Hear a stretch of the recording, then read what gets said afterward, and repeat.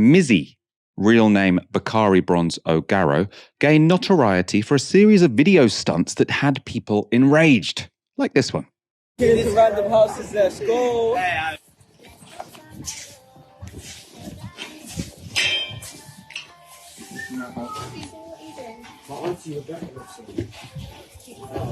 James, come to the front door right now, please. James. Hi. You man, come. Hello, James. We need to speak to James. James. Hi. Hi. James. Is this where the study group is? No. What door number is this? No. Study group. Well,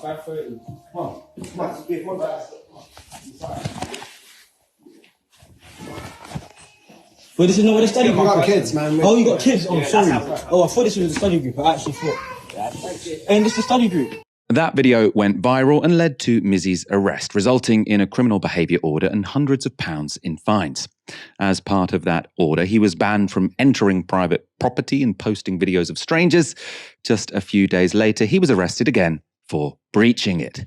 So, how has Britain's mainstream media responded to this attention-seeking young man who films himself causing distress to members of the public? Well, they've given him the attention he craves. Piers Morgan was the first big name to invite Mizzy on, where he was quite open about his intentions. Literally, hate brings money, hate brings likes, hate brings views. It doesn't matter. Love or hate, it still brings views. Why do you prefer to do the hateful stuff? It's not like I prefer to do the hateful stuff. It's just like it's easier to do the hateful stuff. Why are you laughing? You think it's fun? Obviously, I don't think it's fun, but you're a funny person. You do think it's funny? You're a funny person. You do. I've seen the videos. You do Obviously, think it's just really funny. At the time, I think it's funny. My fan base thinks it's funny, and it's we outside, innit? It's a movement. But What's the deep movement? down, What's the movement? Deep down, being free and not letting anyone tell you nothing. That's why I can do all of this stuff. I'm the most hated person on the internet right now. No, But you're not. yes, Most people don't know who you are. Okay then, whatever you say, innit? Whatever you say. Most people watching this will have never heard of you and care Whatever you even say, less. well, now they are. You just brought it to me. Now they are. they'll just Now think, they'll just look at the way you're behaving. Now they are. Whatever you think of the guy, it's hard to argue with that. And because that interview was such a success, Talk TV invited Mizzy back on over the weekend, where he read out a pre-prepared statement. The only reason I've been making news and headlines for so long is because I'm young, black, and doing something different. And the mainstream media think they can use me as an example, put me on TV so I can make a fool out of myself and appeal to the stereotype. It's a simple distraction technique used by the mainstream media to divert attention from the real problems in this country. If I wasn't the TikTok terror or done what I needed to do, would I be on this show right now or even on Piers Morgan? It's all propaganda at the end of the day. All these online personalities have had their own fair share of controversies, worse than mine even, and still have a platform, and that's because we give it to them with any type of attention. I'm just a teen from these rough areas. As journalists, it's your job to be highlighting the misery of people in this country and figuring out what their causes are instead of bringing some TikToker that makes silly pranks onto your show for views and ratings. The host of that show, Andre Walker, looked pretty pissed off, and he struggled to hold that anger in. Watch how he intervenes after political commentator Reem Ibrahim asks Mizzy a question. You've spoken a lot about social media and how that's impacted you and that you want to sort of get a lot of this attention on social media yourself. Do you think that you doing this on social media will encourage other people to commit crimes that potentially could cause a lot of damage? And by damage, I mean it could cause somebody to, be incredibly injured or something like that. Do you think you've encouraged that kind of behaviour? And he's not answering the question. Do you think I don't understand this whole... Do you want to be like a good hey, no, hang on a second. You can do that to me. You're not doing it to a guest. You stare at another guest again, and I'm going to personally remove you. I'm not taking the mick. You glared at her in a threatening fashion. You do that, I'll drag you out by the hair, and you can be as hard as you pretend you are. You apologise to her right now, or you're leaving. You know I respect you, but I'm done here. Good riddance to bad rubbish. Threatening guests does not happen on my show under any circumstances. Reem, I'm very sorry, but the way he glared at you is not acceptable. We never should have had him on the show. I didn't even want him here. I think the guy's a complete and total fool. And the fact that I attempted to have a sensible interview with an idiot like that is absolutely disgusting. Get him out of here. Security, get the security from downstairs and get rid of him. Get rid of him, for Christ's sake. Do you know what? Get rid of him. He's angry.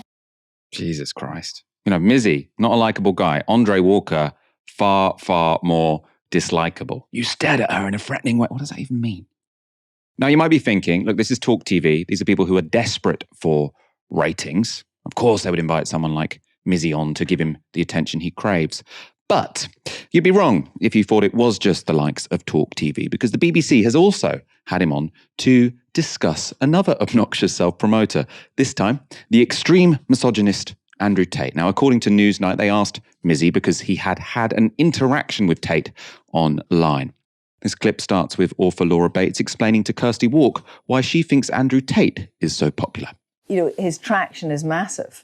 And his traction is massive. I mean, there are stories of kids like in primary school knowing who Andrew Tate is. Yeah, well, I think part of that's because we're here discussing him tonight. You guys give him the platform. It's literally what it is. You give him the platform. You're giving me the platform right now. Yeah. Everything I'm doing is bad, apparently, what you're saying. I'm on BBC News right now. Like, come on now. You man played the game. You're playing the game. It's all the system. You're actually painting a picture into the audience's mind. Is this your water? It's my water now. It's fine. I totally agree with you. We're here talking about him tonight because the BBC has decided to give a 40-minute sit-down interview to a guy who's currently under arrest on charges of rape and trafficking. Well, if he's under arrest for those charges, if they're really heinous crimes, and you man are not like, and he really... But what done them, why are you behaving on our platform? Why are you broadcasting what he's doing? Why are you broadcasting? There's bigger things to worry about. I think there's hunger, there's world hunger, there's strikes, there's all of this stuff that... What is this right now? What is this right now? Who am I? I'm someone from the hood. I'm an 18-year-old boy. I have a child. I'm from the hood. I'm just here. That's fine, and that's fine, and you've had your chance to speak, so I want to talk. Mike, I want your take on this. Does anyone come off well here? I think this is one of those situations where everyone loses. Look, Mizzy has risen to notoriety for essentially being a nuisance. He's walked into people's homes. He's done stupid pranks that, you know, have gone viral on TikTok, right? And I think TV companies are aware that, look, this guy's, you know, trending on Twitter, trending on Instagram, wherever it might be. He's going to get us some clicks. But I think there's also something a bit more malicious that's happening here. And I think Mizzy's being used by TV companies as like a stereotype for what young black people are. So especially some of the right-wing press, they're aware, you know, they have a view of what young black people are in this country, in parts of London maybe as well. And they want to use Mizzy to push us there. So it's like, look, I told you, they're all delinquents. Look at them. And, you know, this reminds you of some of the things that Tony Blair said in the past, for example. And I think there is a sense in this country that there's a problem with black people. You know, there is obviously, we know racism is a big problem in this country.